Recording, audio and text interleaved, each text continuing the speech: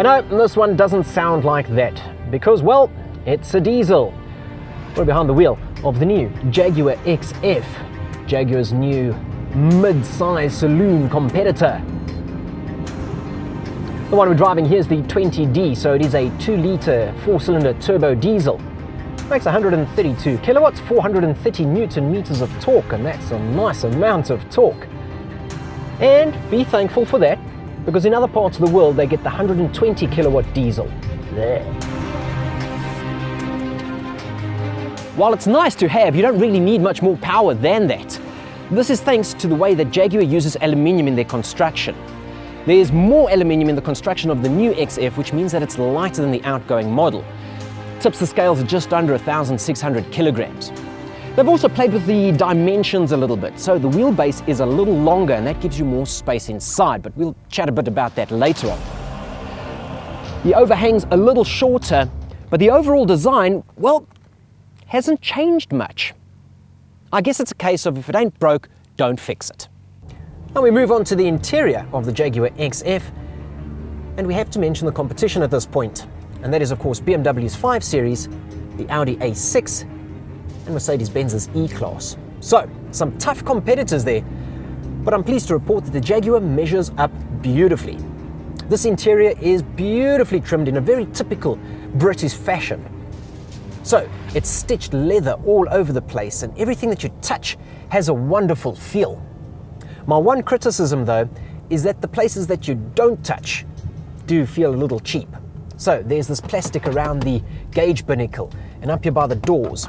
It just feels a little plasticky, a little cheap. Granted, we are in the entry-level model, but these items aren't really going to change between the models now, are they?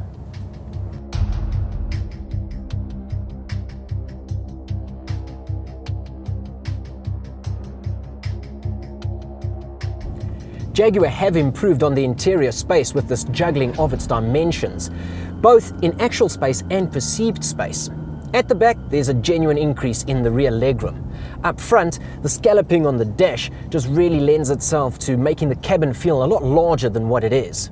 It really is quite spacious, even if you do have a fairly large, wide transmission tunnel here. And Jaguar has reworked the suspension on the new XF, and they say that it makes it more comfortable and more agile. So we're expecting a bit of a sportier drive, and I tell you what, so far, so good. It actually really does change direction beautifully, especially for a vehicle that feels this planted on the road. It's a lightweight, but it feels like it's a much heavier vehicle, and the turn-in is lovely. You got to remember, this is a large vehicle, it is a mid-size saloon, but you can really throw it around the bends and really enjoy the drive. Does comfortable well as well, so settle down, put it in eco mode and enjoy it. The one criticism though is that there is a little bit of road noise, there's a little bit of hum from the tires.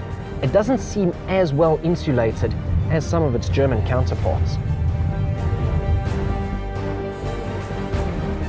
It's still going to be a while before you can talk about the XF without mentioning one of the German rivals, especially here in South Africa, where their offerings are great and they're so well established. The XF is a worthy contender.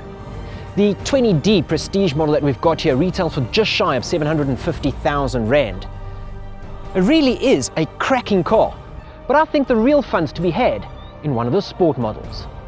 Now, to find out what this Jaguar has in common with this Tata, check next week's video.